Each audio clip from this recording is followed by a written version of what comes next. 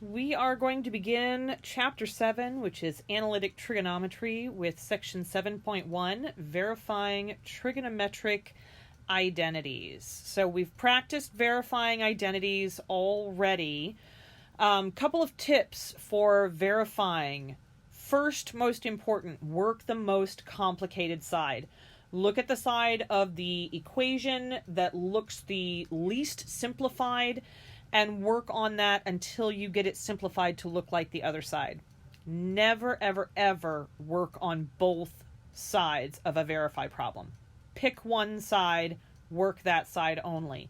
If you hit a brick wall and you want to work the other side, you got to start back at the beginning and work only that side that you're trying to work on. Look for things that you can factor or add or subtract or square or multiply. Use substitution, especially with those 8 fundamental Pythagorean identities. Try converting things to all sines and cosines. And no matter what, keep trying. Don't give up on these problems. The only way that you're going to get better at verifying problems is by continuing to practice over and over and over. All right, I'm going to put up a couple of examples here. And as I put up the examples, I want you guys to pause the video, try it on your own, and then check your work against mine. If you get stuck, then watch the video so that you can see my steps. All right, so here's our first example. I want you to go ahead and pause the video, copy this down, and see if you can simplify it. See if you can verify it, sorry.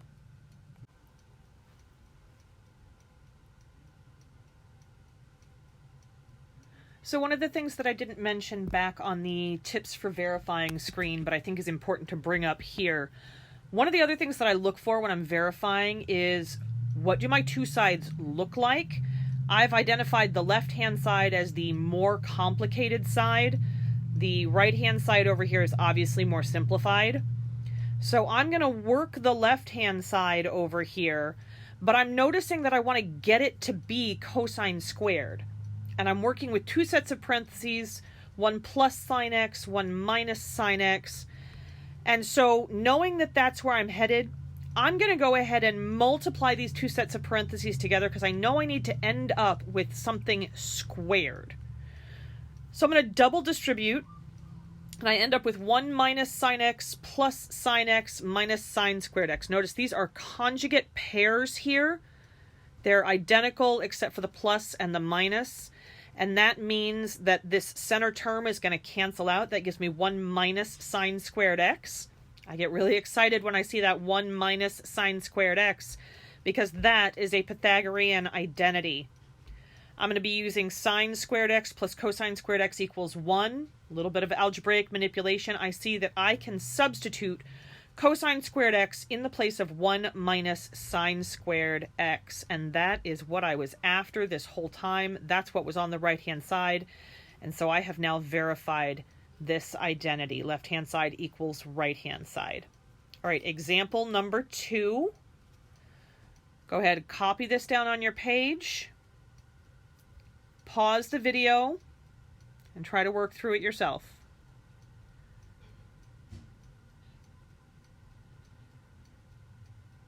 All right.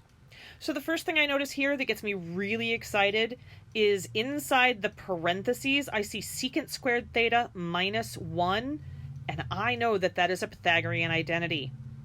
I'm going to be using 1 plus tangent squared theta equals secant squared theta, a little bit of algebraic manipulation, and I see that I can substitute tangent squared theta in the place of this entire set of parentheses.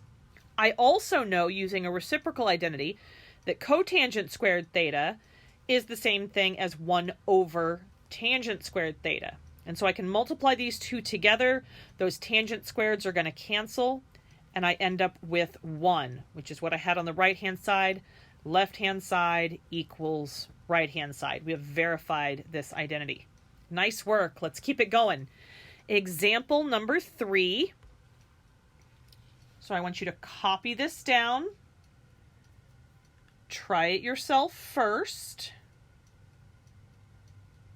Decide which of those sides you think is the most complicated side and work that side. So this is a good example of a problem where when we say work the most complicated side, sometimes that's a matter of opinion. So I'm going to show you guys two different ways of doing this one. In the first way, I've identified the left-hand side as the more complicated side. You might have identified it differently. You might have done the right-hand side. I'll look at that one in just a moment. So looking at this, I know that I want to get two sine squareds. So I'm looking at this cosine squared beta. I'm going to use a Pythagorean identity that we used just a couple examples ago. Cosine squared beta equals 1 minus sine squared beta. So I'm going to substitute that in the place of cosine squared beta, and I'm going to bring down my minus sine squared beta. And now look at that. I have 2 minus sine squared betas. So that gives me 1 minus 2 sine squared beta, which is what I had on the right-hand side. So I have verified this identity. If I decided to work the other side, here's what that would look like. So if I was going to work the right-hand side of this verify problem, first thing I would do is rewrite the minus 2 sine squared beta to be minus sine squared beta minus sine squared beta. Bring that 1 down. And then from there, I notice that I have this 1 minus sine squared beta. Hey, that's my Pythagorean identity. That is cosine squared beta. So then I have cosine squared beta minus sine squared beta. And that's exactly what I have on the other side. Left-hand side equals right-hand side. All right, let's scoot on and look at example number 4. Copy this guy down. See what you can do with it. And then unpause the video and check your work against mine.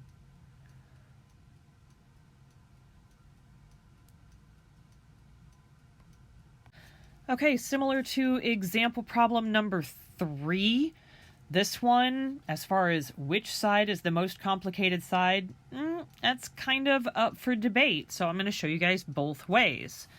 So if we decide to work on the left-hand side, I see tangent squared alpha. I see on the right-hand side that I'm going after a secant squared. So that gives me the idea that I want to be using one of my Pythagorean identities. So the first thing that I would do there is split up that 4 to be 1 plus 3. So 1 plus 3 gives me 4. I want to do that because tangent squared alpha plus 1, that is my Pythagorean identity. I can replace tangent squared alpha plus 1 with secant squared alpha, and then I can bring down that plus 3. That is my right-hand side, and I've just verified this identity.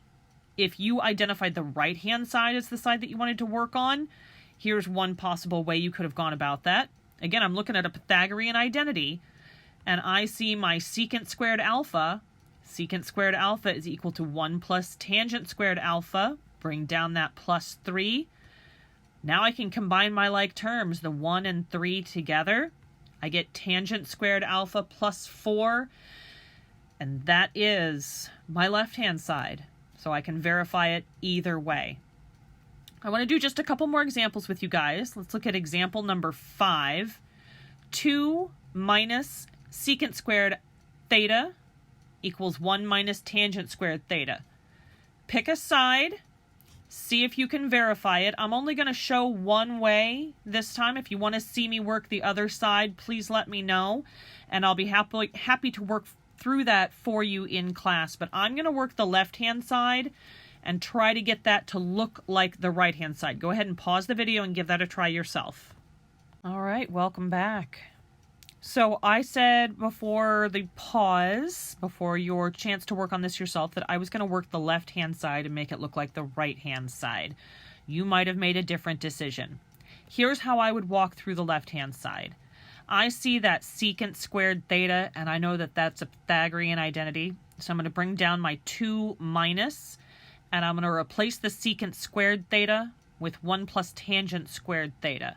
Keep in mind that you are subtracting all of that, so we're going to have to distribute that that negative to both pieces here, which would give me 2 minus 1 minus tangent squared theta.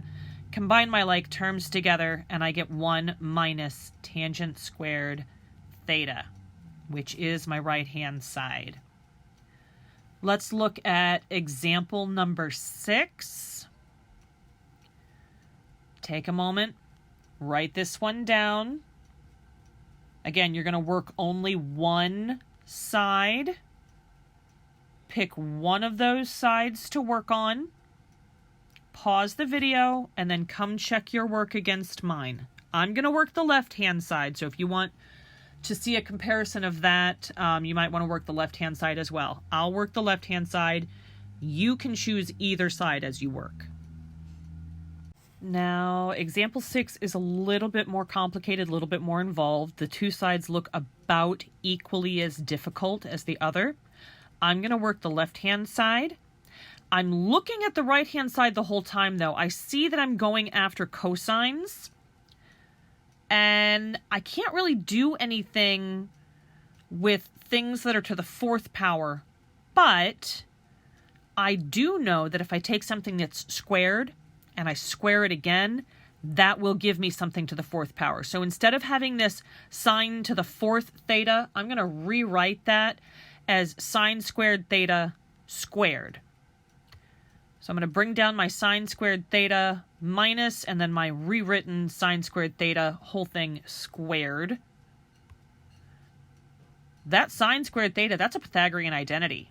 In both spots, it's identical. I'm going to replace sine squared theta with 1 minus cosine squared theta. So I have 1 minus cosine squared theta minus, and now I have to put this inside parentheses because we're going to need to distribute the 1 minus cosine squared theta squared. Before I can distribute a negative, though, I have to square that set of parentheses. So I'm going to have 1 minus cosine squared theta minus, and then I expand that binomial to be 1 minus 2 cosine squared theta minus cosine to the fourth theta. And I'm excited because I'm seeing that I have all cosines here. I have cosine squared, I have cosine to the fourth, just like the right-hand side. So now I'm going to go ahead and distribute that negative. When I distribute the negative, now I can combine my like terms together. I have 1 minus 1. Well, that's just going to cancel out, leaving me with a negative cosine squared theta plus 2 cosine squared theta minus cosine to the fourth theta. Well, that negative cosine squared theta and 2 cosine squared theta, those are like terms. I combine those together, and I get 1 cosine squared theta minus cosine to the fourth theta, which is my right-hand side. So I have verified this identity. All right, one last one, and then we will be done with the notes for today. I want you guys to work on example number 7. Pause the video, work through this, decide which side you believe is the most complicated, work that side. Pause the video, come back when you're done, see my steps.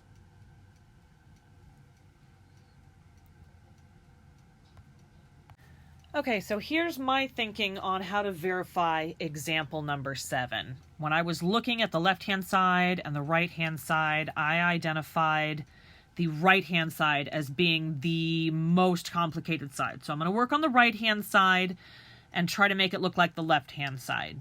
First thing I notice, inside those parentheses, cosecant squared theta minus 1, that's a Pythagorean identity. I can replace that with cotangent squared theta. So I've got cosine squared theta times cotangent squared theta. I'm starting to see myself more along the path that I want, except I want cotangent cubed. I don't want cotangent squared. So I know that cotangent is cosine theta over sine theta, and I have a cosine theta. So if I wanted to make a third cotangent theta that's being multiplied, I'm going to need a sine theta. Well, I can multiply by 1. When you multiply things by 1, you don't actually change their value. So I could multiply by sine theta over sine theta because that reduces down to 1. So if I multiply cosine theta times cosine or cotangent squared theta, if I multiply that by sine theta over sine theta, then I can take this cosine theta that's in the numerator and this sine theta that's in the denominator, and I can turn that into another cotangent theta. So then I would have sine theta times cotangent squared theta. Well, cotangent times cotangent squared is going to give me cotangent cubed theta. Now I have that cotangent cubed. The last thing I need is cosecant theta in my denominator. Look at that. I have a sine theta, and I know my reciprocal identity tells me that sine theta is 1 over cosecant theta. So I'm going to multiply 1 over cosecant theta to cotangent cubed theta, and I get cotangent cubed theta over cosecant theta, which is my left-hand side, and I have verified this.